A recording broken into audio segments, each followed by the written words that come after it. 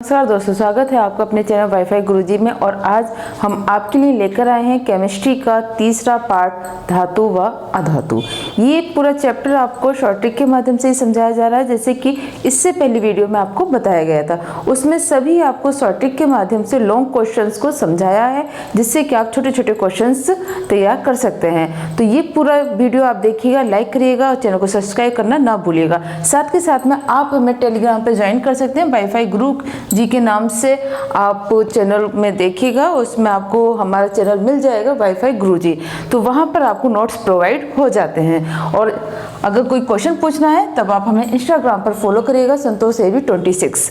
तो अब चलिए बात करते हैं चैप्टर की, जो कि है आपका चैप्टर धातु व अधातु। क्या है ये, कैसे क्वेश्चन आते हैं, किस तरीके से आते हैं और कैसे आपको आंसर देने हैं, ये एक ही बार में आपको एक ही ग्राफिकली आपको समझा दिया जाएगा। तो इसमें क्या है, तत्व आप जानते हैं क्या होता है। इसको डिवाइड किया गया है धातु, अधातु, उपधातु, मिश्र धातु। क्वेश्चन आपका ये बनता है, धातु किसे कहते हैं, उदाहरण देकर समझाइए, या फिर अधातु किसे कहते हैं, एग्जाम्पल सहित बताइए। कभी कभी पूछा जाता है कि धातु और अधातु, धातु मतलब मेटल और अधातु मतलब नॉन मेटल, इन दोनों में क्या अंतर है, और उदाहरण सहित इनको, मतलब एग्जाम्पल सहित इनको बताइए। तो बात करेंगे सबसे पहले मेटल की या धातु की। तो धातु क्या है, जैसे कि सबसे पहला जो इसके बारे में कहा जाता है, यह है विद्युत के सुचालक होते हैं व ऊष्मा के सुचालक होते हैं। इसमें लाइट भी प्रवाहित की जा सकती है, ऊष्मा भी प्रवाहित की जा सकती है। कैसे, जैसे कि आपने इलेक्ट्रिक तार देखे हैं, उसमें क्या होता है, अंदर जो उसका तार होता है वह धातु का ही बना हुआ होता है। तो इस तरीके से आप इसे याद रखेंगे। दूसरा क्या आता है कि ये तन्ने होते हैं। तन्ने का मतलब है इसे खींचा जा सकता है, इसे हम खींच सकते हैं, और ये इसलिए हम कहते हैं ये तन्ने होते हैं। जैसे कि सिंपली है कि आप तार को देखेंगे, तार को क्या कर सकते हैं, हम खींच सकते हैं, उसको गर्म करके उसको खींच सकते हैं। तो इसलिए क्या होगा कि ये तन्ने होते हैं। तीसरा हम क्या कह सकते हैं इसके बारे में, कि ये आघात वर्धनीय हैं, मतलब कि इसको पीटा जा सकता है, जैसे कि हथौड़े से इसके ऊपर वार किया जा सकता है। तो इसलिए क्या, आघात वर्धनीय हैं। और इसमें एक विशेष प्रकार की चमक होती है, जैसे कि आपने सिल्वर देखा है, चांदी देखी है, लोहा है, तो इनमें क्या होती है, एक अलग ही चमक दिखाई आपको देती है। तो इसलिए क्या है कि धातु या मेटल्स जो होते हैं उनमें एक विशेष प्रकार की चमक होती है। फिर सबसे लास्ट आता है कि धनायन बनाते हैं। धनायन बनाते हैं मतलब कि इसमें पॉजिटिव आवेश आता है। इसका मतलब क्या है कि ये अपने इलेक्ट्रॉन्स त्याग रहे हैं, इसीलिए इसमें पॉजिटिव आवेश आ रहा है। इसके एग्जाम्पल से अगर देखा जाए तो क्या आता है, कॉपर है, आयरन, मरकरी, सोडियम, या फिर गोल्ड है, सिल्वर है, जिंक है, ये सब क्या आ गए, इसके एग्जाम्पल्स आ गए। तो क्या है कि ये सब धातु जो हैं आपके क्या हो गए, इसके उदाहरण में आप लिख देंगे। अब ये धनायन कैसे बनाता है ये समझ लीजिए।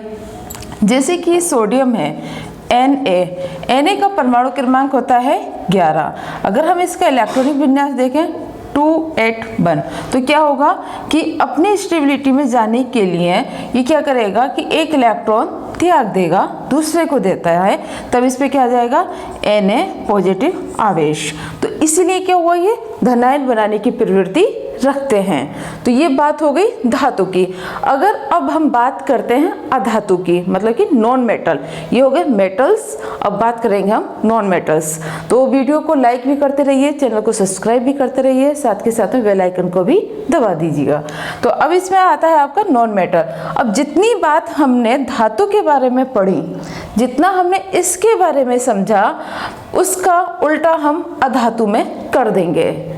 सिंपल सा, एक आप याद करेंगे, दूसरा आपको याद हो जाएगा।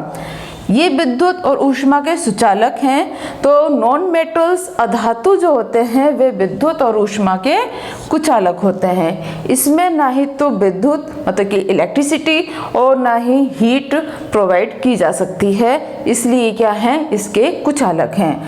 ये तन्ने नहीं हैं, इनको खींचा नहीं जा सकता, नॉन मेटल्स हैं और ये आघात वर्धनीय नहीं है। 30 आता है, इनमें चमक नहीं है और ये ऋणायन बनाते हैं। तो क्या हुआ कि धातु में जो जो गुण थे वो इसमें नहीं है, तो इसलिए क्या है, ये अधातु हैं। लास्ट में क्या आया, ये धनायन है, तो ये क्या है, ऋणायन है। तो इसमें इसके एग्जाम्पल्स क्या आते हैं, sulphur, bromine, carbon, oxygen, nitrogen. एक प्रकार से अगर हम कहें जितनी भी गैसेस हैं वह सभी क्या हैं, आपके नॉन मेटल्स हैं, अधातु हैं। तो उदाहरण में आप इसको लिख सकते हैं कि जो गैसें हैं उनको उदाहरण में आपको आ जाएगा, नाइट्रोजन आ जाएगा, ऑक्सीजन आ गया, सल्फर आ गया, तो ये सब क्या आ गया, अधातु में आ गए। और जितने भी आपकी जैसे कि सिल्वर है या कॉपर है, आयरन है, तो ये सब क्या आ गया, आपके धातु में आ गए। तो इस तरीके से आप इसके एग्जाम्पल्स लिख देंगे। अब इसी के साथ बात करते हैं उपधातु। क्वेश्चन ये आता है कि उपधातु किसे कहते हैं। उपधातु क्या हुआ कि एक आ गया आपका धातु, अधातु, उपधातु। तो वह धातु जिसमें दोनों के गुण पाए जाते हैं, मेटल्स के भी और नॉन मेटल्स के भी, तो वे कहलाते हैं आपके उपधातु। जैसे इसका एग्जाम्पल क्या आ जाएगा, आर्सेनिक है और एंटीमनी। तो ये इसके एग्जाम्पल्स आ जाते हैं। अब एक क्वेश्चन और बनता है इसमें आपका कि मिश्र धातु क्या है। नाम से ही पता चल रहा है मिश्र धातु। मिश्र मतलब जिसमें कि एक या एक से अधिक धातु मिली हुई हो।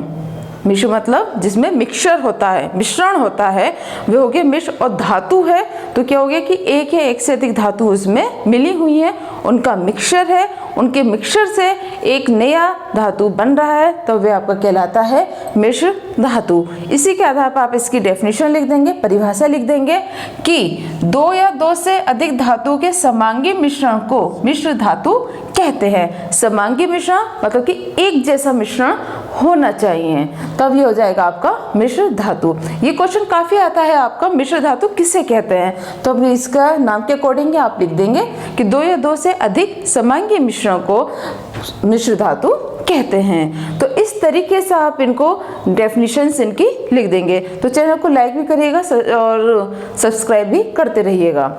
अब इसका एग्जाम्पल क्या है, इसका एग्जाम्पल आता है पीतल। आपने सभी के घरों में पीतल के बर्तन यूज होते हैं, तब पीतल इसका एग्जाम्पल है। तो पीतल क्या है, सिंगल धातु नहीं है, बल्कि उसमें क्या होता है, उसमें कॉपर और जिंक ये दोनों मिली हुई होती हैं। कॉपर 80% होता है, जिंक 20% होता है। इन दोनों के मिलने से पीतल बनता है। तो क्या हो गया, पीतल आपकी मिश्र धातु कहलाती है। इसी तरीके से आपका आता है कांसा। कांसा, इसमें भी आपका क्या होता है, कॉपर और एसएन मतलब कि टिन इसमें मिली हुई होती है। तो ये कांसा मतलब कांसे की जो होती है ना, बर्तन बनते हैं कांसे के भी, जो अगर इसका उपयोग पूछा जाए तो बर्तन है या ज्वेलरी है, इसमें इसका प्रयोग किया जाता है आर्टिफिशियल में। तो क्या हुआ कि ये भी कॉपर और टिन दोनों की मिलने से बनती है। अब आता है जर्मन सिल्वर। जर्मन सिल्वर देखने में सिल्वर जैसा होता है ये, तो इसमें क्या है, इसमें आपका कॉपर होगा, जिंक होगा और निकल होगा।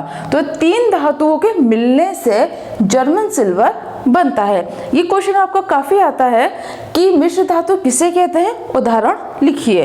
अब या तो कभी कभी पूछ लेते सीधा सीधा कि मिश्र धातु के 2 एग्जाम्पल्स दीजिए, तो इसमें आप इनके एग्जाम्पल्स ये दे देंगे। और साथ के साथ में ये पूछते हैं कि इनके उपयोग क्या हैं। तो उपयोग सिंपल सा है कि जितने भी ये तीनों हैं, इनका उपयोग बर्तन बनाने में किया जाता है, मूर्तियां बनाने में भी किया जाता है, और पीतल का प्रयोग तो आपको पता ही है कि मशीनरी के जो पुर्जे होते हैं उनको बनाने में भी इसका प्रयोग किया जाता है। तो इस तरीके से इसके उपयोग भी आप लिख देंगे। तो ये आपके क्वेश्चंस कभी कभी लॉन्ग में भी आ जाता है कि धातु, उपधातु व धातु को किसे कहते हैं, इनमें अंतर बताइए व उदाहरण सहित इनको लिखिए। और नहीं तो मैक्सिमम क्वेश्चंस इसके शॉर्ट में ही बनते हैं कि धातु किसे कहते हैं, अधातु किसे कहते हैं, उपधातु किसे कहते हैं, मिश्र धातु किसे कहते हैं। तो सिंपल सा है, बहुत इजी है। आप एक याद करेंगे, दूसरा आपको याद हो जाएगा। तो इसी तरीके से हमारे साथ बने रहिए, पढ़ते रहिए और आगे बढ़ते रहिए।